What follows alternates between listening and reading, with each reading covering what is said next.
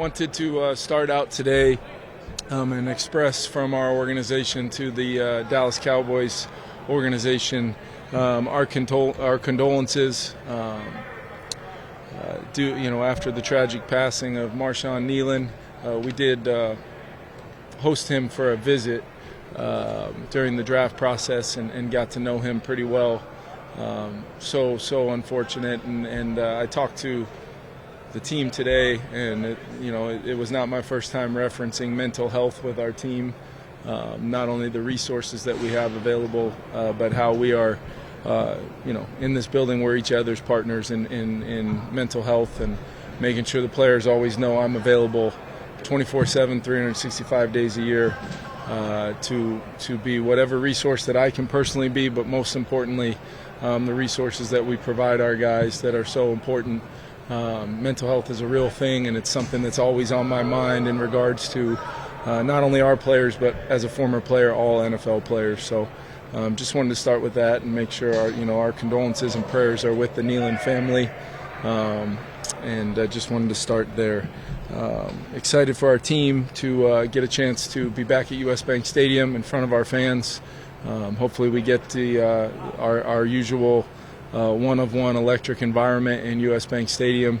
A really good football team coming to town. We're going to have to play really well to win the game. Giving you guys an injury update, we'll have two players ruled out for the game, Jeff Okudah and Josh Oliver. Two players questionable, Theo Jackson and Aaron Jones. No one else in the game will go in with a designation. Open it up to you guys. Sorry, the way that Nick Vannett stepped into Josh's role last week, played a big amount of snaps. What does that mean just to the offense to have him step in like that? Yeah, I think I think he's a guy that we went out and got for a reason. Veteran presence, kind of along the lines of what Josh Oliver brings is Nick's skill set, and you want to make sure you fill that tight end room with as unique of a role and a setup as we have here, with really what we feel like is one of the best combinations of tight ends with Josh and TJ in the National Football League. But we feel really good about the depth we have. Not only Nick, there's a reason why we made sure to bring Ben Sims back to the building with Polecat, Ben Jurasik, and then we've got Bryson on the practice squad, along with Nick, that we feel like gives us a skill set that those guys are always progressing, working, and making sure they're ready when their number's called. Jeff Okudah, is that still like he's experiencing symptoms, or is it just precautionary?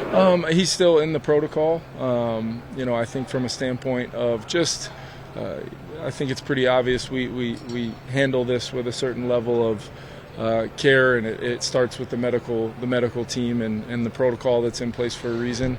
But yeah, he's you never want to get into, as a coach, counting concussions and things like that. But with this one, we want to be extra cautious, and he is still in a place where he's not symptom-free in regards to the protocol. That's the best I can give you, and we'll continue to kind of update you as we go. But his health is the number one priority for sure. Did Aaron practice in full today, or was he limited? It felt like he was limited today, but he did participate and practiced today. He looked. We wanted to make sure we gave him the early part of the week, not push it too early, and I think we reaped the benefits of that today. You'll have CJ Ham.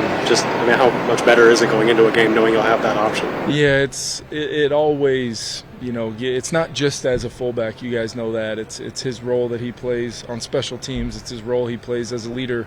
It's his role he plays on third down, depending on the game and what we view as the best way to not only have protection, but just one of our smartest, most prepared football players I've ever been around, and for sure on this team. It does, as a coach, give you so much confidence levels, that with Aaron, JP, and Zay and CJ, we've got really a group of four when they're healthy, and Ty Chandler's working his way back as well. So really good situation in our running back room, and CJ being up and available, back healthy, is such a great thing for our team. Running back pass pro is as important as it's ever been, or same as always?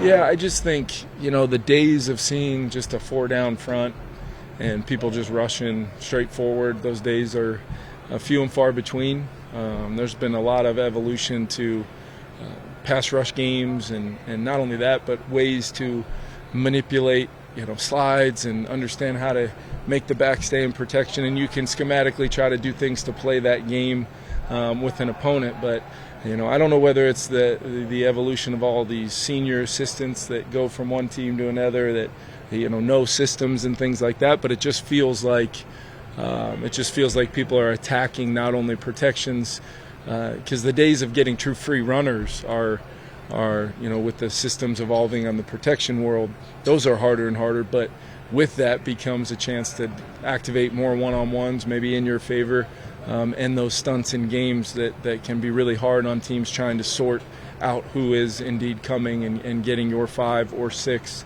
on the 5 or 6 that are coming. So it's a back and forth, sometimes even in-game ebbs and flows of how you want to handle certain looks, and I think it's a major part of every NFL game that gets played every single Sunday.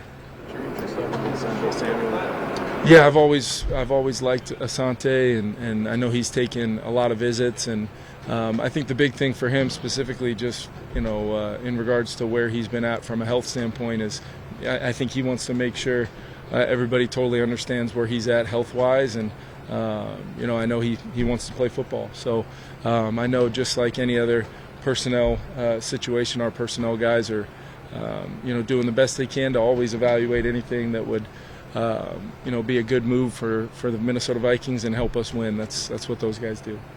What have you seen from Will Fries lately, and how important has he been to that O-line room? Yeah, I mean, you look at where our season's kind of gone up front there, and the ebbs and flows. Will's been a rock for us, and I think he's kind of really coming into his own, finding his stride within our system, both the run and pass game.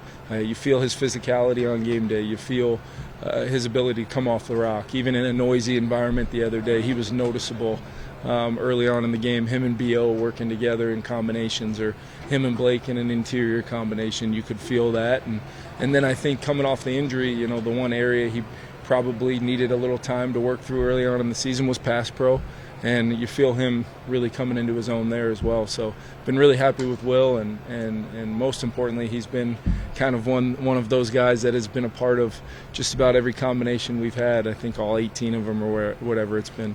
Has he had to take on more responsibility just because he's been the only consistent one in that group? Maybe not directly, but I think indirectly it happens, just playing with 3 different centers next to him, playing with multiple tackles, in many cases in game next to him. There is communication that works inside out, outside in, within what we do in the run and pass phase. So it's really something where guards, there's only so much. They're normally conveyors of information, either inside out or outside in from the lineman next to him. But I'm sure that he's felt a little bit more of a role, to maybe even a leadership role, regardless of who's in there with him, that not only my play and performance needs to be to a standard, but I'm going to bring guys along with me. What stood out about JJ and Max's relationship now that they're working together as starter and backup? Yeah, I think it's it's one of those things where in many ways JJ mentally maybe got a full year around everything, but physically they're not too far off. And Max actually being older than JJ, it's one of those dynamics of football nowadays, with college football being the way it is and the transfer portal, and there still are the players like JJ who go to one school and come out and start their pro career, but then there's other guys who work their way through a couple spots and eventually become really good versions of themselves. And maybe that experience being different from what JJ had, I've seen just the two of them just kind of connect in ways where it's not necessarily in the meeting room time with Josh and Jordan or myself or Wes, but it's more of the that watching Third Down together on Wednesday nights. It's watching Red Zone on Thursdays. It's watching what are they doing post game Monday and Tuesday to make sure they're not only getting the most out of the Sunday tape, but also getting ahead on the next opponent. You spend so much time. I can remember some of my greatest accomplishments, if you will. It's a very, very strong word. As a player, we're maybe in the meeting room and the role and impact I could have with the guy playing. So it's been really cool to watch, and I think it's important for any quarterback, wherever you're at in the depth chart, to understand you have a major role within that room with a lot of smart people in there. What do you think it meant to JJ this week to have a game and then a normal week and process to build up to this game? JJ, a lot of other guys too. I mean, just to have that normal Sunday game and then knowing we've got a noon US Bank Stadium game. Practice week was really good for our whole team. We had a really good week of practice, but you can also feel guys are into their routines that they hope to really establish as their weekly rhythm going into the season. So my hope is we've got a nice stretch here of Sunday to Sunday games that everybody really locks in on what that looks like and maximizes the time we do have and make sure we go into the game prepared. Just in terms of the kickoff, it's shot up almost, I think 70% are being returned.